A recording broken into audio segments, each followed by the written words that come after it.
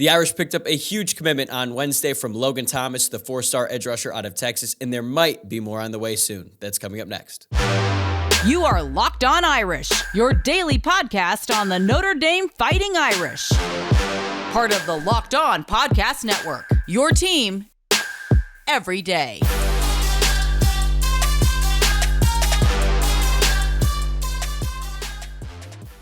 What's going on? Welcome to Locked On Irish. It is Thursday, May 25th, and thank you for making this your first listen of the day. As always, you can watch the show on YouTube or listen on your preferred podcast platform. If you're watching along, please like the video below and subscribe to the channel. And if you're on the go and listening to the podcast, please rate, review, and subscribe.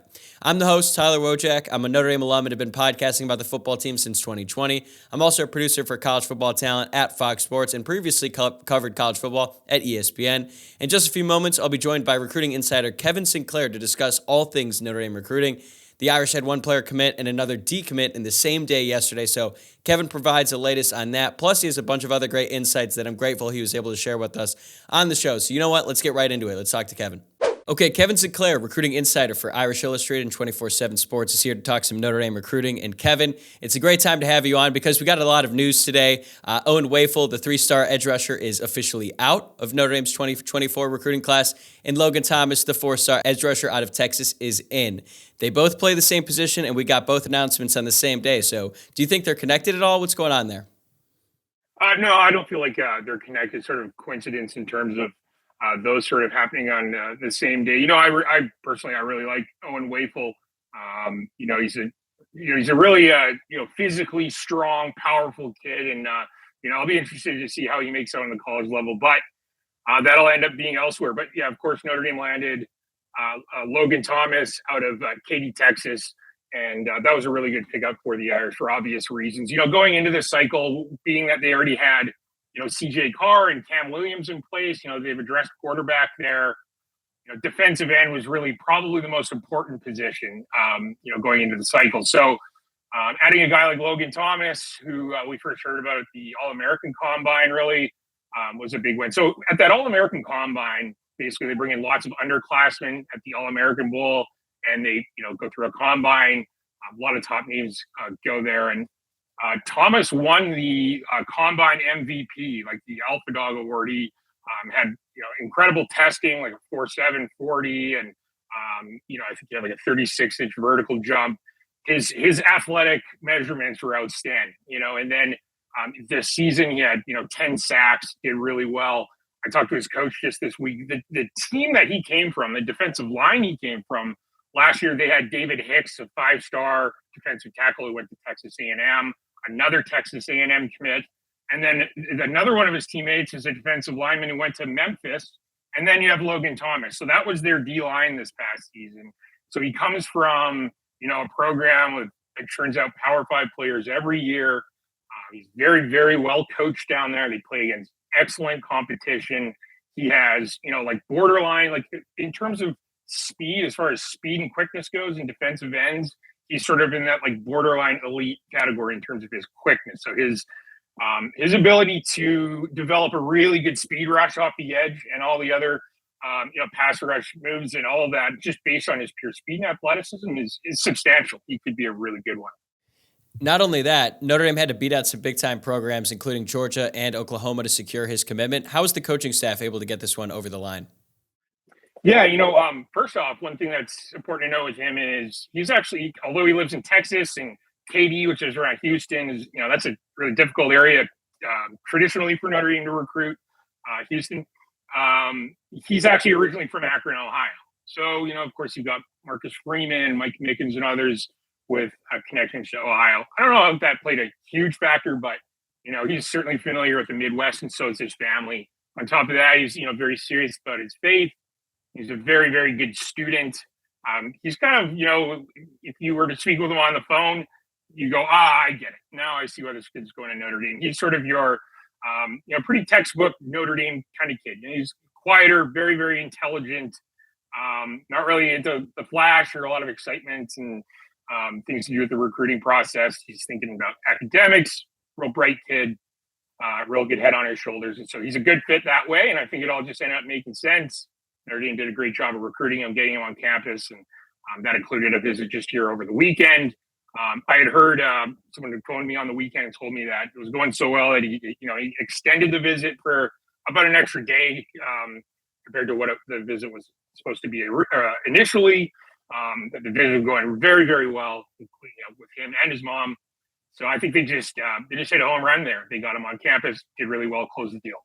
You mentioned his athleticism, and I know he's really good off the edge, but he's listed as 6'3", 210. So which position do you think he'll play once he gets to the college level?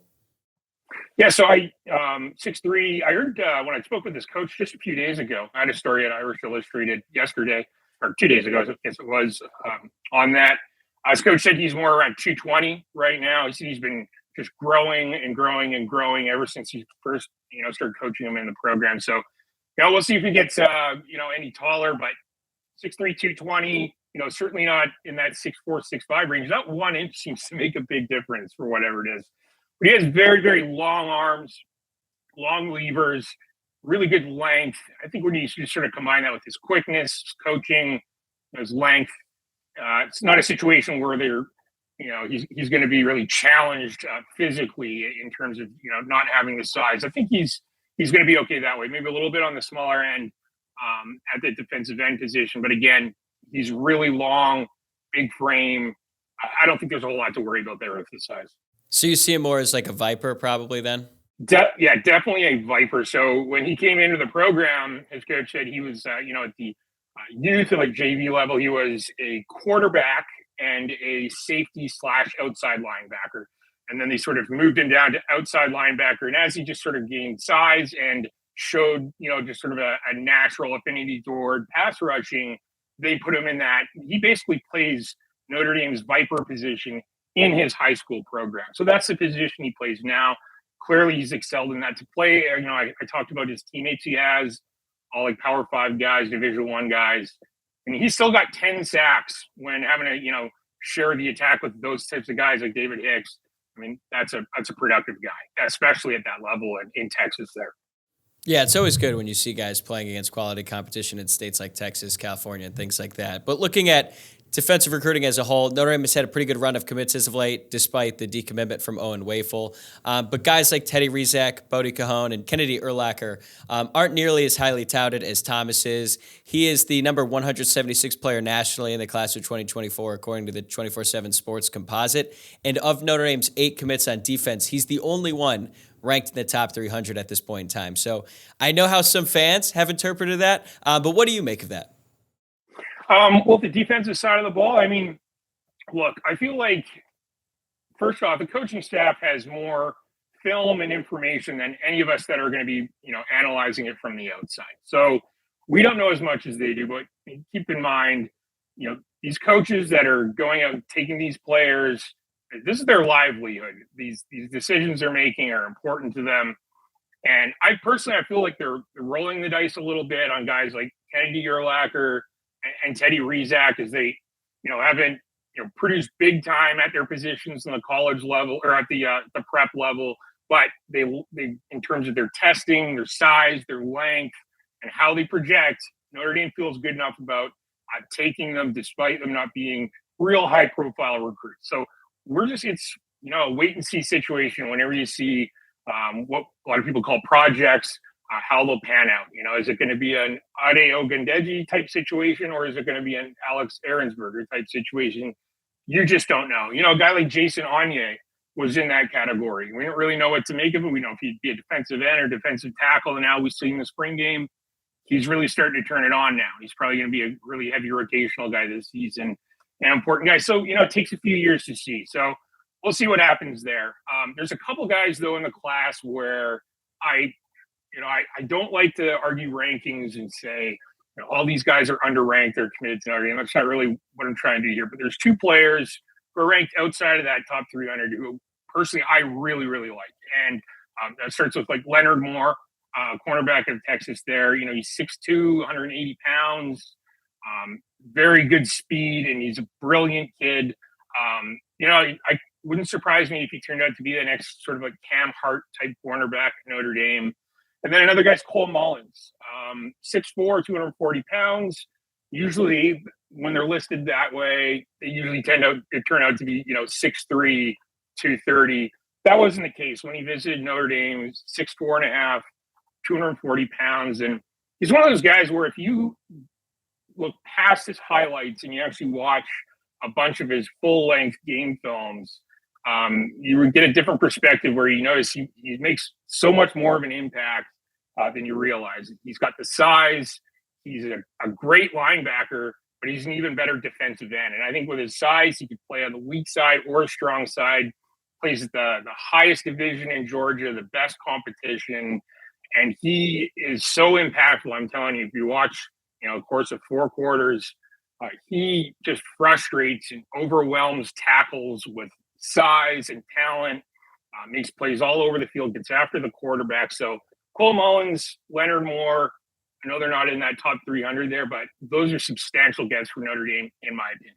This episode of Locked On Irish is brought to you by Birddogs. Nobody does it better when it comes to fit, comfort, and versatility. They've got some of the most comfortable shorts and pants on the market right now. I recently got a couple new pairs of Birddog shorts, and I can tell you right now, I look better and feel great wearing them. Their stretchy fabric makes them comfier than any of my other shorts, and their pants are so stylish that you'll have the freedom to wear them on the golf course, in a meeting, on a date, or hanging out with friends. I started wearing them to the gym, and they're already my favorite pair of shorts to work out in. So you should go to birddogs.com/lockedoncollege, and when you enter promo code LOCKEDONCollege, they'll throw in a free custom Birddogs Yeti-style tumbler with every order. I just got mine. I love it. It's great to have. So seriously, don't walk. Run to birddogs.com and stock up on the most comfortable shorts and pants you can find.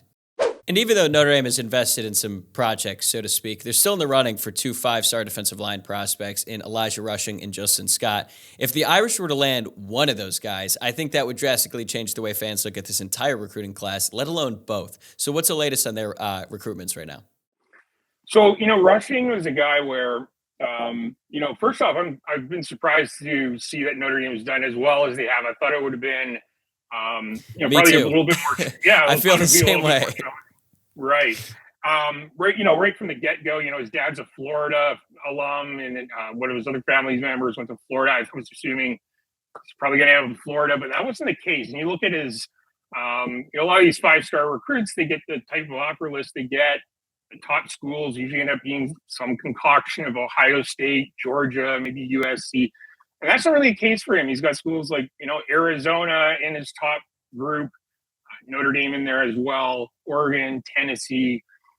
In this era, of course, you always have to wonder about NIL and the factor that that's going to play. Schools like Oregon and Tennessee are right up there at those schools with a lot of resources that way.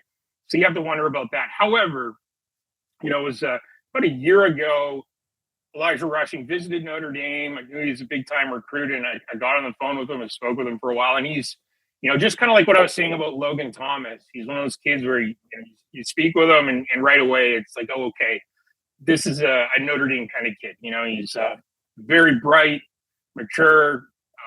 Again, another guy who's not really into a lot of like attention-seeking behavior, if you will. And it seemed like he really, really liked Al Washington and Marcus Freeman. It seemed like their family did. So I think they really planted the seeds early there. Again, that was like a year ago with that visit. And it seems like it's really about the coaching staff and the relationships there. He loves the coaching staff. I talked to his head coach not too long ago. Notre Dame, they definitely have a legitimate shot of winning that recruitment. Right now, again, Loghan Thomas, Cole Mullins, Bryce Young, that's 3 defensive ends. They need another one. Elijah Rushing would certainly be, like the feather in their cap, so to speak, in the class. But it might not be easy to close there. He's visited Oregon, Tennessee, again, those are 2 big NIL schools. So you always got to kind of wonder about that. That throws some uncertainty in it all, as we know, right? But I feel like Notre Dame right now, maybe more likely than not to win that recruitment. But again, it's always very difficult to say with such a high-profile recruit. But yeah, Notre Dame really in the mix there. What about Justin Scott? So Justin Scott, he might be, top 2 or 3 defensive tackles in the country. He might prove to be the best D-tackle prospect in the country. That's the guy that they really need. We've seen a lot of these sort of Jacob Lacey, Howard Cross, Myron Tagovailoa, Mosa, Kurt Heinrich, Donovan Heinrich body types, that like 6'1", 6'2", like 285 to maybe 295 range in weight. Howard Cross is substantially smaller than that. They need these 6'5", 300 plus pound defensive tackles. And that's clearly the route Notre Dame's going with its defensive line. Tall, big bodied lineman. And Justin Scott's just perfect. And he also comes from a private school in Chicago, right? And that's sort of a perfect scenario for Notre Dame in terms of the profile that they certainly seek out. It seemed like not too long ago that he may have been very close to committing to Notre Dame and possibly even publicly. But, Georgia, Alabama, Miami, all sort of getting in the mix, turning up the pressure, and that's had him go to more of a longer time frame where a commitment in the fall it might even be likely. So that's definitely complicated things. He's obviously really enjoyed Miami. He's been down there, spent time there. They're pushing really hard. They're big in the NIL space as well. But I think Notre Dame is a very good shot there, knowing a little bit about the dynamics of the family, really good students. Of course, South Bend's not far from home. I think Marcus Freeman's done a really good job with his mother as well. So that one there, I'm certainly not making any predictions. It's just really tough to say when you throw in like an opponent, so to speak, in the recruiting process, like a Miami or an Oregon or Tennessee. After what we saw last year with NIL injected into these high-profile recruits, it really makes it kind of impossible to predict, really. But Notre Dame has a legit shot there as well. So rushing, Scott, Notre Dame's right in the mix for ball. And I feel like at this point in May, that's really all you can ask for. These commitments or these recruitments are probably going to come down to the wire. And Notre Dame still has a lot of work left to do, not only with those two, but with several other prospects out there. So at this point in the cycle, which position groups does Notre Dame have the most work left to do? And on the inverse of that, which position groups are pretty much set? Like, I don't think they're recruiting many more quarterbacks at this point in time. Yeah, well, so quarterback complete, right? And then interior offensive linemen, I felt like they only needed one, like two would be, more than enough. They have two interior offensive linemen. So quarterback, interior offensive line. The running back position, they have Aeneas Williams. I think Notre Dame has a really good shot of landing Kedron Young out of Texas. So that's a position group that's really far along. I won't be surprised if they don't add another receiver to the class. So that could be finished as well. Offense wide, really, extra running back, extra tight end maybe.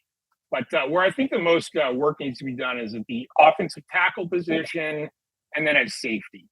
So Notre Dame, they have pre-Marcus Freeman, did really, really poorly in recruiting the safety position. If you look back to the last 5-6 years, almost every safety is transferred or just didn't pan out. My listeners are probably annoyed with hearing me complain about it so much, to be honest with you. I've been over the safety thing. It's been really bad, but to your point, this is sort of the situation they're in. Compounding the issue is the 2022 class. They didn't sign any safeties at all, which surprised me. They basically look to make up for that last cycle. They were looking at 4 safeties. Of course, they lose Peyton Vaughn. They lose Brandon Hillman, so they're down to 2. That just wasn't enough, and I feel like they need at least 3 safeties in this class. And so safety, offensive tackle, there isn't an abundance of prospects at each of those positions. So they're all really important recruits in the way I see it, especially at tackle. So, those are the positions I think will be the most, maybe the most challenging and probably really interesting to watch moving forward. So June is going to be a hugely important month for Notre Dame's recruiting operation. It's right around the corner. Your colleague, Tom Loy, posted the official visitor list for the month of June on the Irish Illustrated message boards. And by my count, the Irish will host around 22 uncommitted prospects, plus 17 guys who are committed to Notre Dame at this point in time. Outside of some of the guys you mentioned already, like Rushing, for example, who do you think are the most important visitors during that stretch? Well, I think right away, Guerby Lambert out of the Boston area there. He's a really high-end offensive tackle. They need that guy. He's basically like the Charles Yegas of this cycle. He's a big kid, around 6'6". I imagine he's probably around 300 pounds right now. He's Boubacar Traore, I believe is how you say his last name. Notre Dame's 2023 defensive end commit. He was his teammate. So there's a bit of a natural connection there. And this is another kid who's just sort of, tailor-made for a school like a Notre Dame, Northwestern, or Stanford. Very good student, bright kid, cares about the degree in that. So that's a really important official visit. He was supposed to attend the spring game last minute. There was just some situation where he couldn't make it. So really important visit there. And then I guess another tackle, Styles Prescott out of Indiana. Notre Dame was doing really well there under Harry Hiestand with Prescott, and basically had to restart when Hiestand and Reese left. Those were basically the two coaches who were recruiting him. So it's kind of like starting from scratch. So Notre Dame's had to do a bunch of work there, but those are the two tackles they could really need in this class. And they both have the height, size, length, talent. They're both 4-star recruits. Tackle's a really important position in this class, in my opinion. So those are two to watch there. And then there's a player that I like kind of more than where he's ranked. Safety Paul Menke out of Texas. He's 6'2". He's really long, like high hips, good length, really, really bright kid. Both his parents are professors. Safety is so important this cycle for Notre Dame. He's already been there. I think Notre Dame's a really good shot to land him if they do push for his pledge. And then also, Marquise Gallegos. He's, probably the highest ranked safety Notre Dame is in the mix for. USC is a big opponent there. He's from LA. He's coming out to visit. Interesting enough, in the spring camp, several members of his coaching staff sort of like shadowed Notre Dame's coaches over like several days of spring camp. So there's a cool connection there between Notre Dame's coaches and his coaches. Very bright kid. He fit in real well at Notre Dame. So Marquise Gallegos, Paul Menke, Guerby Lambert, Styles Prescott. Those are 4. I'm really interested to see how those shake out. Yeah, I've heard a lot about Gallegos. He goes to Chaminade, which is not far from where I live right now, and everyone I know who's seen him play has been like, Notre Dame has got to get him. So that would be huge. Now, shifting away from some of the prospects and more towards the Notre Dame coaching staff, wide receiver coach Chancey Stuckey has quickly become one of, if not the best recruiter of any assistant coach on the entire staff. His 4-man haul in the class of 2023 looks like it's going to be even better than advertised, and he's followed that up with another really impressive group this year, led by the 5-star Cam Williams. What makes Stuckey so effective on the recruiting trail? Yeah, I really dug into this question actually. Just after the last early signing period, I spoke with like Braylon James' dad and Jaden Greathouse and lots of different people that sort of get to the root of that. When you're a high-profile recruit, like let's just say you're Cam Williams, you're hearing from so many coaches, right? And a lot of them, the sales pitches surely all just sort of blend together, and they seem the same. All these coaches' personalities kind of seem the same. So obviously, it goes without saying, standing out, having something different or special about you is really, really important, right?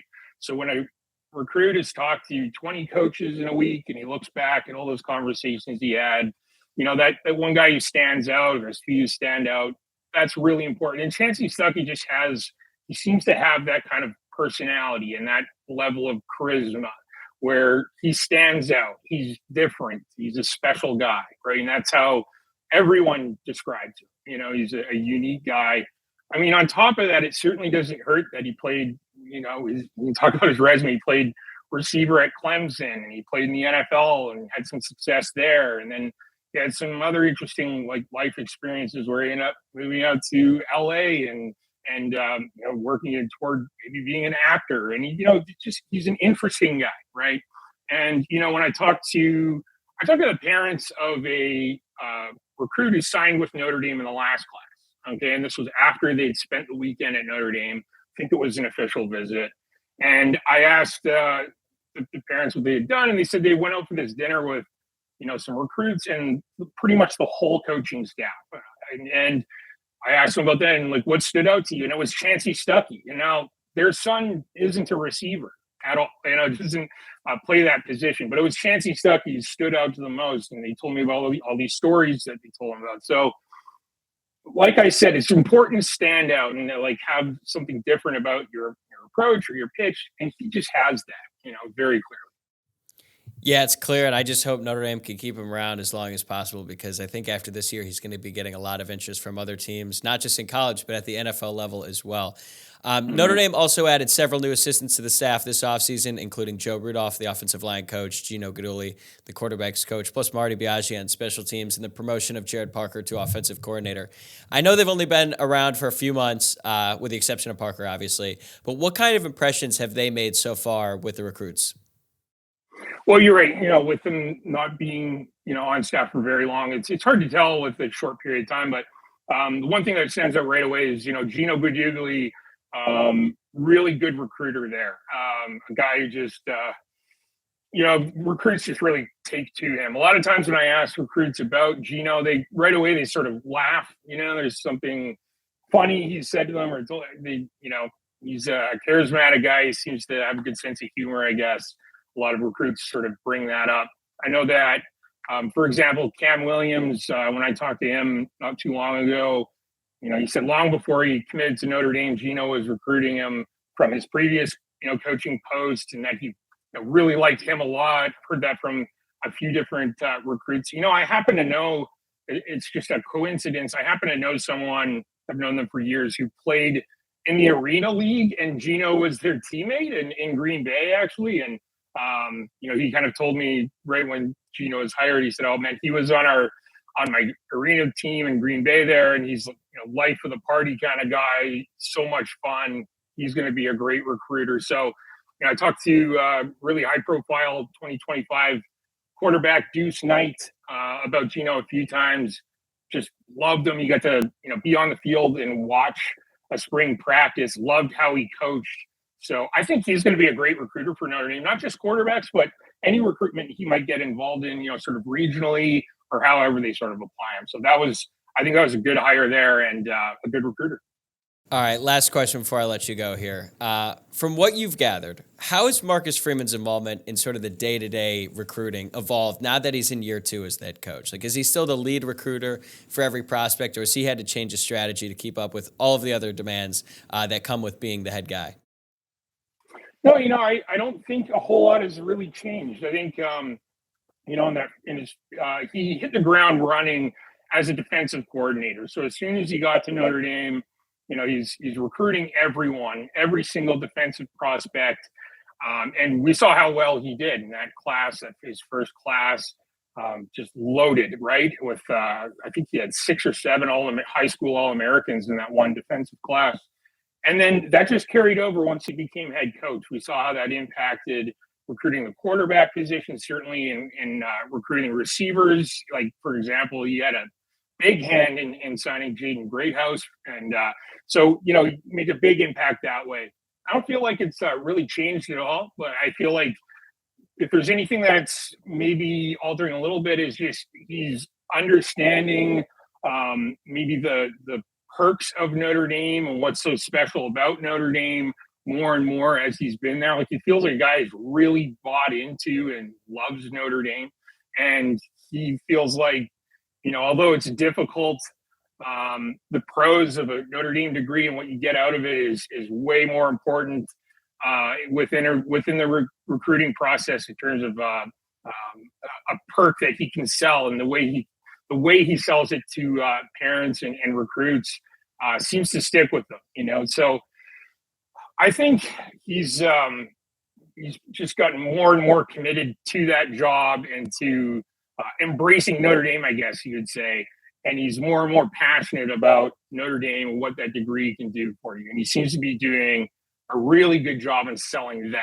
What some recruits might look at as a con moving in. Oh man, this is more challenging.